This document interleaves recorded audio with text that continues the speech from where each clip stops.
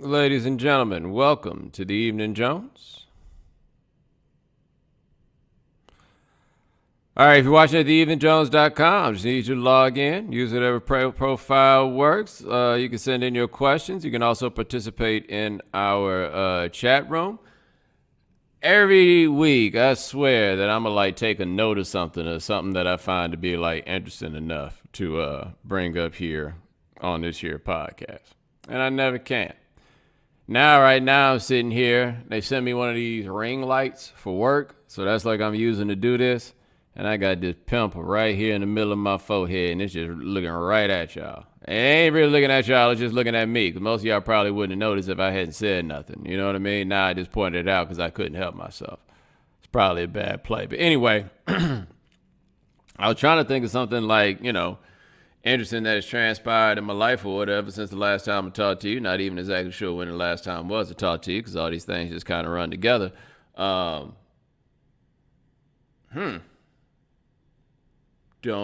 really have anything for you. Oh, well. We'll just go ahead and get to your questions. How uncomfortable is the conversation about Kamala's blackness going to get? So, the tricky part for me, at least in this moment, about dealing with this question is, it's white dude that asked it, right?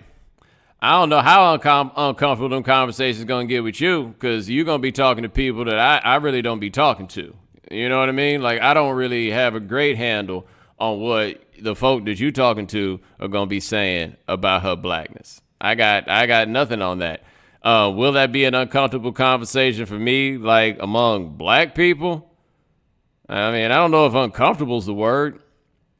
Wouldn't be the first time we've been down this road. Are you talking about, though, just the idea, the question of whether or not she is, an African-American because her dad's from Jamaica? Is that what we're talking about? Because, there's some...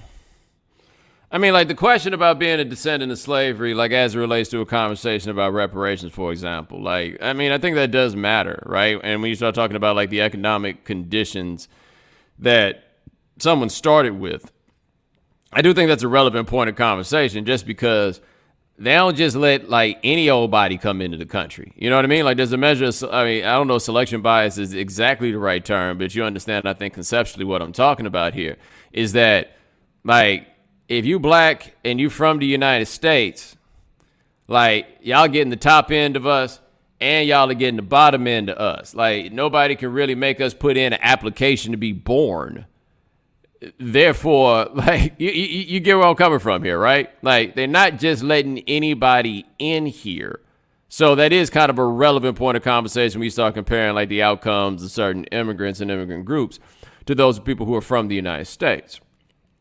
That's something to be discussed. Now, what is not to be discussed, though, is that for the entirety of her life, when Kamala Harris walks into a room, unless it's with some of her daddy's family or people she know through him, she ain't walking in the room and people being hold up, guys. Her daddy from Jamaica and her mama from India. It's different. That's not really how it goes. Once you hear and once you in it, you are dealing with what blackness is. And from what I can tell, and I don't purport to be a Kamala Harris expert, but from what I can tell, she talks about black people, American black people in the first person. I saw something the other day, I think it may have been yesterday, where that dude Akon had done some interview and he was talking about how, black Americans just need to let go of slavery, which is just kind of its own discussion. Not a discussion I'm going to have because that's ridiculous, but and I'm not judging him or blaming him for this, but that's a dude that's talking about American black people in the third person. He is not an American black person. Or I don't think he wasn't born here, I don't think, right? But either way it goes, regardless of what it is, he's talking about black people, American black people in the third person. Harris, that's not her game. That's not what she does. Now, see, it's being said here that she calls herself an African American. Look, man, here's my thing about the hyphen name game. And I don't want to invalidate anybody or like discount the ideas or whatever, some of the reasons that I imagine that some people do this, but you kind of realize how like, whoa, this is like when you realize that Lupita, she is what, a Kenyan Mexican? Because she was born in Mexico, but like she's Kenyan. Another way to say that is that she's black, right? But the truth is, the term African American, I think there are two reasons that people like have used them. There's a positive reason for the use of the term African American, which is to embrace the idea that we are Americans. And whether you like it or not, if you are born here and you grew up in this, you are an American. Like, this is the culture that surrounds you. You could resist it all you want and you can fight the idea, but the truth in application is that you are an American. And so if you are trying to get people to view us as Americans and not as other while still retaining an acknowledgement of our identity, then a term like African American works. But I feel like on the other side of things is people who use the term African American because black is like a bad word to them. You know the folks that are whispering, you know, he's black. You know what I'm talking about, right? Like, the whole purpose of black existing as a term is to be the negative opposition to white.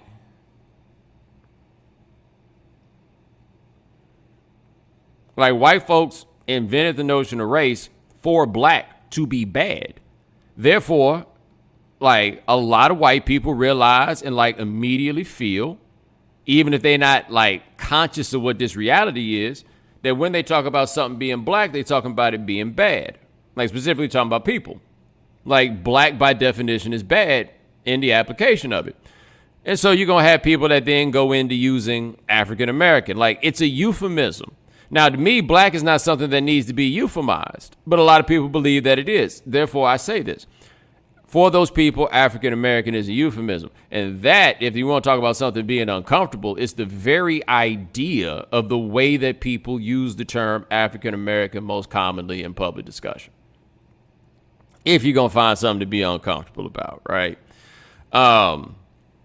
I just raised this question because I've seen a lot about just people in the general level of excitement that you see in largely from black women about the fact that there is a black woman that is a vice presidential nominee. This hadn't happened before, all this stuff, right?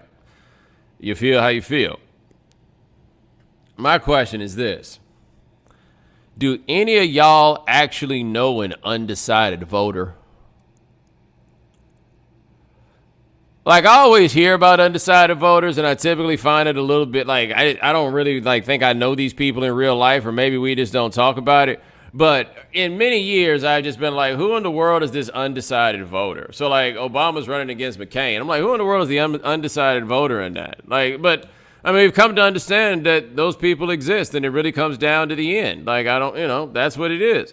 But in 2016, I was like, yo, so who is the undecided voter here? Like, who's the person that needs to be swayed? Apparently, there were those people. I read many newspaper articles about those folks. In 2020, I ain't saying nothing about who you are or are not going to vote for. I'm just trying to figure out who the hell is the undecided voter. Like, given the face of this pandemic and everything else, and they out here fucking with the mail, ain't no telling when the ballot's going to get in or whatever. I'm just asking this right now. Why can't you just send all this stuff out right now and we can vote today on August the 12th? Why can't we? Because I just can't imagine that at this point in time that anybody's really sitting there and just being like, damn, man, I don't know. I got to go back over my research.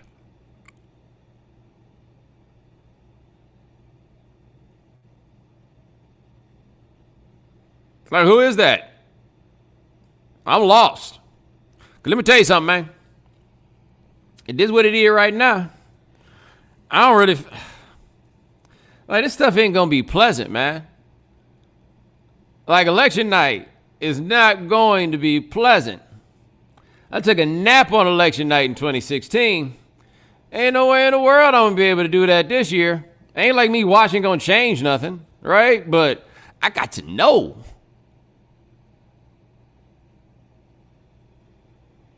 Like, hit me up to some game. Give me something. I want to lay my head down easy, and I can't.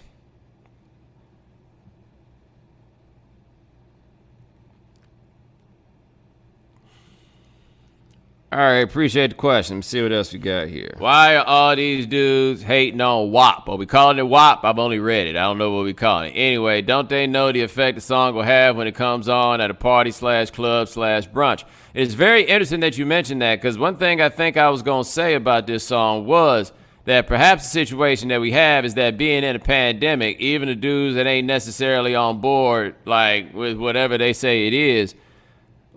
So when I was younger, and some of y'all may be too young to remember this, right?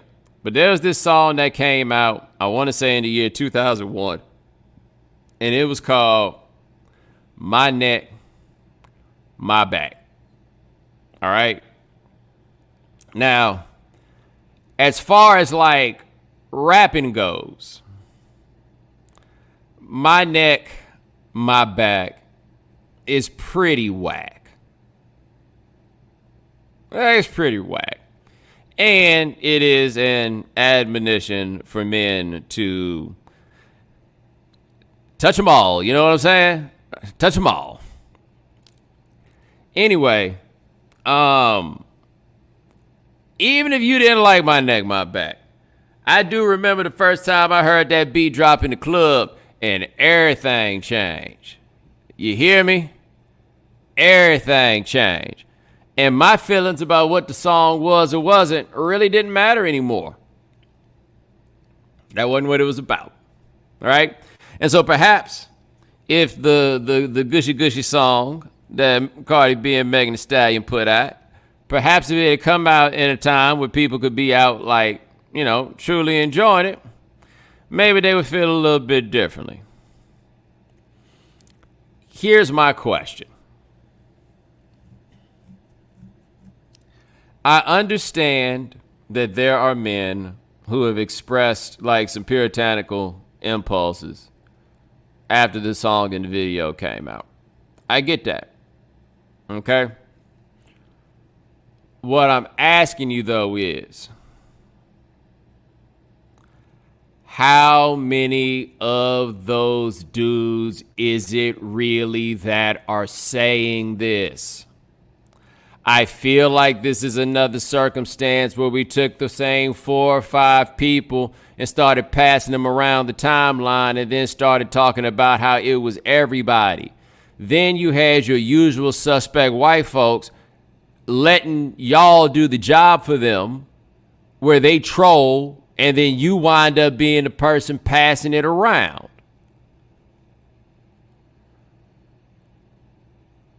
So I'm like sincerely asking, like, do we what handle do we have on how many people is actually doing this? Like, we got these Congress people running for all, like people running for Congress or whatever in these districts in these states that I don't care about, talking about how this song is setting young girls back and everything else. I don't know who these people are. Why in the world am I going to sit around and do help for them to promote their campaign? Now, again, it's different for me because my reach is different. So even if I want to dunk on them, I'm amplifying them in a different way. But again, I just don't have a great grasp on whether or not the outrage that we're talking about, if it's really that loud, or if we the ones out here like going to ask for it. I don't have a handle on this. I do not know. I did hear people make the argument that this was like, you know, how nasty this is in order to get on the radio, because I've seen people really raise the question and say even the edited version might be a little bit too much for the radio. Got it. I just know this. I listened to that song, and I ain't heard nothing in line with what I consider to be the most inappropriate, like, thing I recall hearing on a song that was like on a radio mix. And that is, like, without question, let me see you play with your monkey. Bring it to me sweaty, because I like it when it's funky. And see, the thing to me about that is, I understand that you probably shouldn't be using the word monkey on the radio, at least not in that, that phrasing. But that's not the problem. Bring it to me sweaty because I like it when it's funky? You ain't gonna tell me that there's anything on the Gushy Gushy song that I find to be nearly as what the fuck is that? Like, you go listen to that David Banner's play. Go find the radio mix of that. The Gushy Gushy song is not as inappropriate as that one. It's not. Again, I don't be listening to the radio, so I don't know like what the deal is these days or whatever it is. Like I don't have an answer for you on that. But I just don't know if it's honestly that many dudes that have a problem with this, as is being said. I think that we are once again taking a small number of people and making them out to be more than they actually are. But that's in the space that I'm in. Maybe it's a little different in the space that you're in.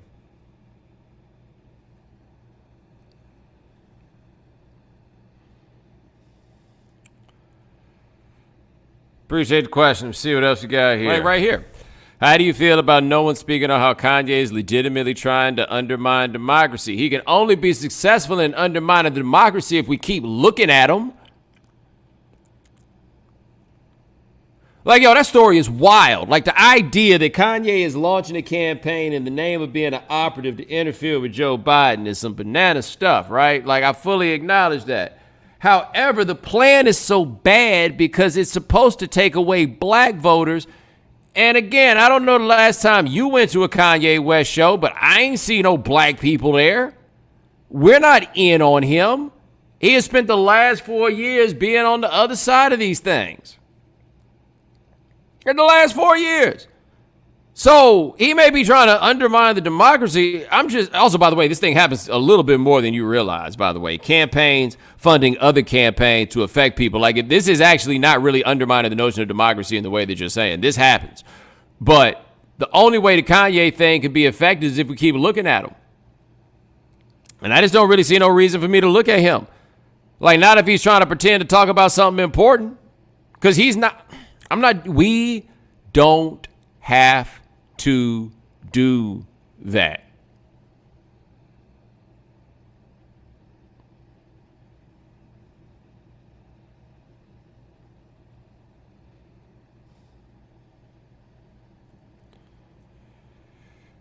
All right, appreciate the question. Let's see what else you got here.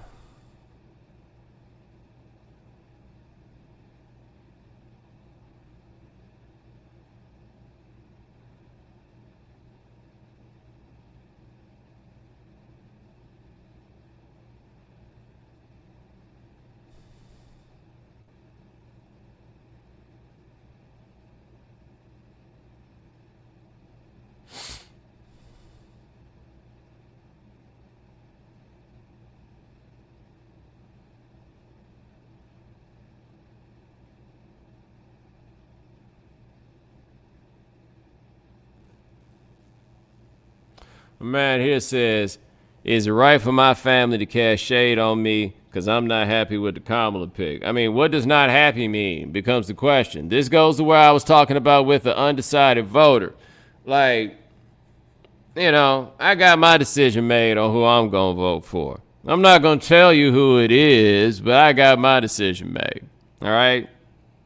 And so given the conditions of the current election, I was thinking to myself, who would my candidate of choice have to choose as a running mate for me to be like, nah, man, I'm out? Like, I'm just curious here. Just like, this would be a very interesting test for everybody to have in this. So let's say you had planned to vote for Joe Biden. Who would Joe Biden have to make his running mate in order for you to be like, nah, I'm not going to do that? Like, start with some extreme names and start walking back. I think some of you might be fascinated by how far you'd be willing to go. So, let's just say, for whatever reason, we know Joe Biden. He works with lots of people, holds on to some, positive attitudes about some people that other people don't have positive attitudes about, right? So Joe Biden came up and was like, my nominee for vice president is Dan Quayle. Y'all remember Dan Quayle? What if Joe Biden said his nominee for vice president was Dan Quayle? Just ask yourself, would that make you not vote for Joe Biden? Like, I feel like, given the polling nature of the current election, it would actually take a lot. So I think this is one of them situations for people who happen to be on the left or thinking about voting for Biden. It's going to be some people who complain because this is not the person that they wanted to be in this position. And as this happens at first, those people are going to complain about it. I find it highly unlikely that there will ultimately be a single person whose vote, and there's no way we'd actually be able to observe this, but I don't think there's going to be a single person whose actual vote is going to be swayed because Kamala Harris was chosen as the vice presidential nominee. I don't think so. I mean, that's an exaggeration, certainly, but I think that number of people is negligible. Negligible. And like, one thought about it is that it's really, out of California is where you get the people who dislike her the most. And no disrespect, but it's going to take a lot more of them before California come in play.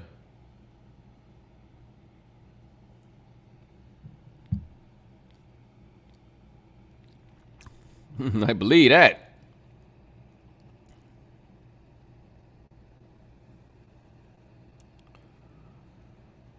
Appreciate the question. Let's see what else you got here. On a positive note, how's the Bruce Lee workout coming along during this summer? So I'll tell you guys a little bit of a story. So this weekend, I left the city, like for real left the city, for the first time since quarantine. Friend of mine, I got a place in the Hamptons. And so we rolled out, right? Me and my brother rolled out there, and I wanted my brother to roll out with me because he's a photographer dude, you know what I mean? And so I wanted to, like, take some pictures, in the environs. I picked me out an outfit, all that stuff. Gotcha. Couple things on that, by the way. Number one, I realized a serious hole in my game is like summer pants. Like, I wanted to take pictures in some pants. You know what I mean? Like, it's hard, as my boy Jovi's made the point, it's hard to look cool in shorts. And that's something to that. So I tried to do pants, but I got a limited repertoire when it comes to summer pants. Like, I realized this. Like, I can't be going out, posted up by the pool in the Hamptons, and I'm wearing jeans. You know what I'm saying? Like, that wasn't going to work. So anyway, but while we were there, I was in the pool, had on swim trunks, you know what I'm saying? No shirt on, because, I was in the pool or whatever. And my brother was like, yo, let's take a couple of shots like this. I'm like, look, man, I ain't Izzy Gutierrez, you know what I'm saying? That's not really my get down. I ain't really just out here, like, taking pictures without no shirt on, you know what I'm saying? That's not really my bag. And so, a couple days later, my brother showed me a couple of the pictures. Gotta tell you, the Bruce Lee workout is coming along quite well. Like, we're not quite at no actual Bruce Lee level, right? It's gonna take me like a few more months and probably another level of dedication. But I ain't gonna lie, after I gotta look at them pictures, man, I've been going hard on the workouts than ever, baby. I'm like, yo, I might be able to turn this into a little something. You know what I'm saying? Like now I gotta go somewhere and learn how to do some kung fu. Otherwise, I'm just out here faking the funk. I'm what they call it, a poser. A poser. I'd take this a little bit farther. You know what I'm saying? But nah, man, I'm on it. I'm on it.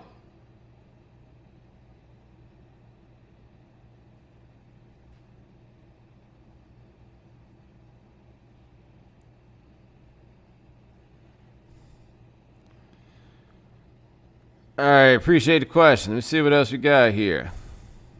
I love this. Somebody put a question in. I know you're not big on rankings, but. Lance, kick Kyle out the room.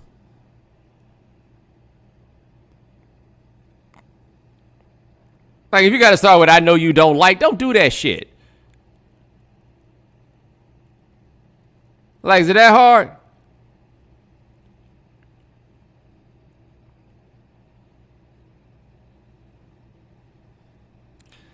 All right. Do you think artists like Stevie, Luther, etc. will remain iconic with younger generations? It feels like with streaming and the fall off of radio, kids aren't forced to listen to their parents' or grandparents' music anymore. Yeah, but that's not the reason it's gonna fall off. It's gonna fall off because like time. That's how it works. Like, is Cab Calloway a big deal to us? Like, maybe with some people, I suppose. You know, but I mean, this is just kind of what it's gonna be. Like, no matter what it was, think about this, man. You're talking about Stevie. This is what? 2020? So we're talking about like Music of My Mind and Where I'm Coming From. I want to say they came out in 1971. Like, so, I mean, that's just 50 years old. Like, it is, there's only but so much stuff that we can expect the youngsters to be able to consume. You know what I mean? Like, so we gonna ask them to go back to the 90s and to go back to the 80s and to go back to the 70s. Like, what we want to do with Sam Cooke, right? And so part of what happens is, even if you had the radio, the radio stations that program like the adult contemporary stuff, I've seen this like happen more noticeably with rock. But like, it used to be like the Beatles got the most play on classic rock stations, or, you know, like the old, you know what I mean? Like, it used to be them. And then then as the time goes on, and the top three bands are like Van Halen, Led Zeppelin, and Journey. And what happens is, it's a new set of old people. And so the old people station is going to be playing the songs from the youth of the new batch of old people. And so at some point, like those stations for black folks, like I haven't listened to them stations in a while, but at some point, man, it's going to be a whole lot more like 80s, you know, like roller skate type stuff than it's going to be Al Green and them. Because the people that grew up with Al Green ain't going to be here much longer. Like, that's what the game is going to be, and that's how that's going to flip up. And so, yeah, I mean, there's going to be some kids that are into Stevie Wonder, but it's going to take work for them to go about it, because Stevie is not like the artist of my age. You know, like, I got an old soul. It's the name of the company. You know what I mean? Like, my musical tastes are not necessarily in line with my contemporaries in the same way. And so for most people my age, they're not just playing Stevie Wonder around the house. They might, but that's not necessarily their default.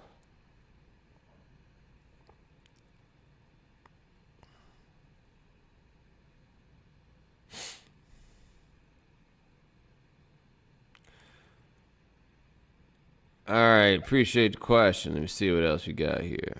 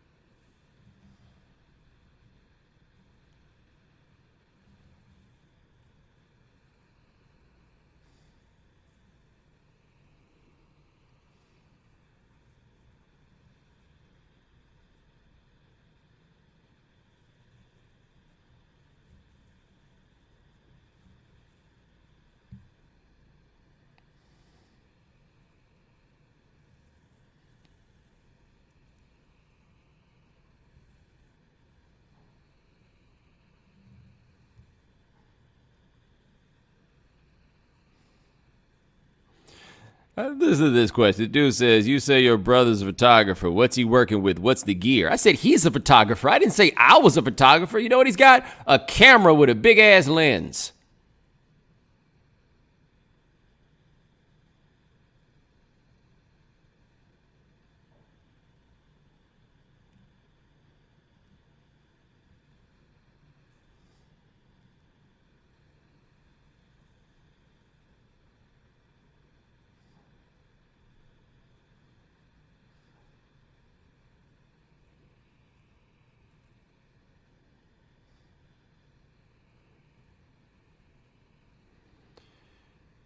Damn, a lot of questions. Got to be honest with you guys.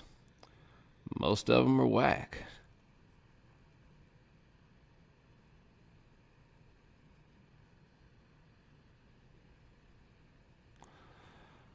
Are you down for a drama reboot of The Fresh Prince? Hell no, I'm not down for a drama reboot of The Fresh Prince. Like, no. And almost like, I feel like that's a poor representation of like what the current times are. That somebody sees the concept of The Fresh Prince and they're like, all right, now let's make it serious. No. We don't need that. We don't need that. I ain't really that keen on the idea of a comedy reboot of The Fresh Prince. Fresh Prince is another one of these shows. I think I've seen every episode. After like season 2, I don't really know how much actual laughing at the Fresh Prince that I was doing, right? Like a room full of white folks writing jokes about black people that's really tied to class-related humor.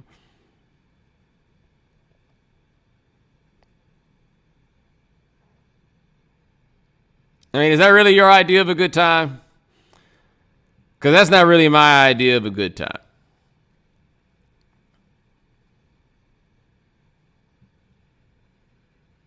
The other thing I always found to be interesting about The Fresh Prince, by the way, it only took Will like one season, and he didn't shake all the bougie off of them, but they went from acting so different in season 1 and season 2, like it was going to take more time than that for him to like crack the code on them.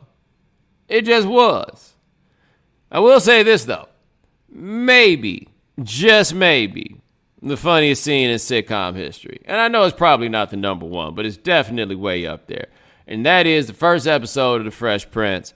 And Jazz came over, and Uncle Phil was playing some of that classical music that he never played again after season 1.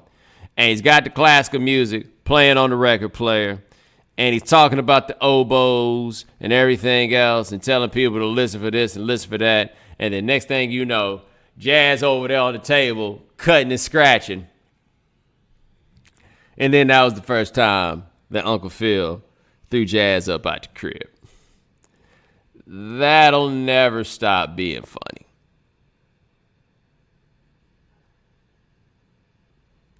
Never ever stop being funny, right? But as the show went on, he didn't have as much of a contrast, and they started like, it's all right. Like, I mean, it's all right. Like, I feel like if you're young and like, yo, I never saw The Fresh Prince, you ain't really missing out on nothing. You know what I mean? Like, if you caught it on reruns at the crib or whatever, that's cool. But like, to me, that ain't like, oh my God, I used to love The Fresh Prince. Nah, The Fresh Prince was on. That's probably the best way for me to put it. Fresh Prince was on.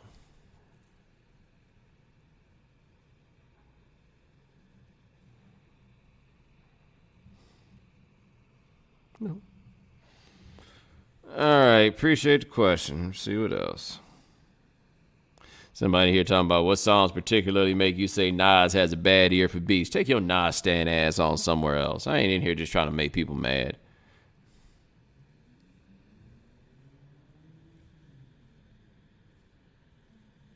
And by the way, I just got on the internet the other day and said I don't think it's fair to say Nas has a bad ear for beats. Like, the one thing about talking about Nas having a bad ear for beats is he's also the dude who was on Illmatic. And I would note that where I thought he came up short, like in his first 3 or 4 albums, which are the ones I know the best, it wasn't even necessarily on beat selection. It was on concepts, but not so much the beats. But anyway.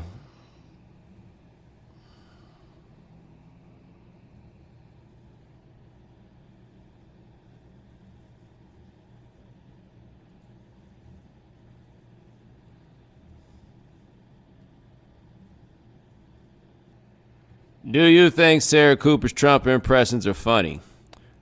No. I do not.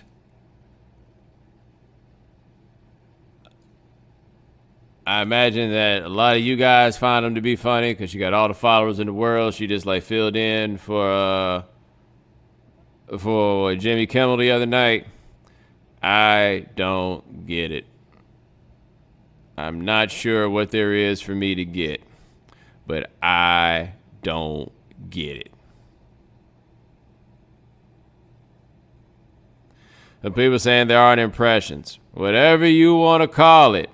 I don't give a damn about the word. I don't get it. Somebody said, do you think she deserves a Netflix special? What the hell does deserve mean? They think that if she does a special, people will watch it. That's kind of how deservingness is measured in that space. Like, I don't care if she deserves it, you know? No, they think people will watch it. Okay, I personally do not get it.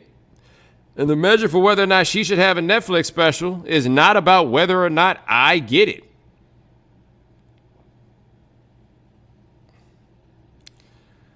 All right, appreciate the question. Somebody says here, should I feel bad for thinking Eazy's verse on For the Love of Money was pure trash? No, you shouldn't feel bad for thinking that verse was trash. Everybody thinks that verse was trash. Even if you liked it, you think that. Standing on the corner straight, slanging rocks. My thing about that verse is this. Did Eazy-E pay somebody money to write that? Right? Like, none of us think that Eazy-E is no lyricist. Like, who got money to write that verse? Because I feel like Eazy could have written that himself. I could be wrong. But I feel like he could have done it.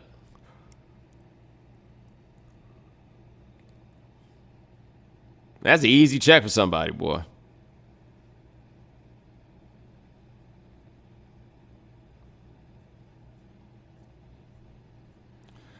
All right, guys. No disrespect, but it's a lot of questions and too hard for me to find a good one right now. So, ladies and gentlemen, thanks so much for joining us here on the Evening Jones. We try to do this thing about once a week. My man, Lance Gilliam, handles everything behind the scenes. Thank you, sir. Remember, if you can't watch the Evening Jones live, subscribe to the podcast. Subscribe at Stitcher Radio. Subscribe at Stitcher Radio. All right. Subscribe to the iTunes Store. Subscribe at Stitcher Radio. Check us out on SoundCloud. We are also at the Google Play Store. All right. Much better. Try to talk to you guys next week. Take it easy.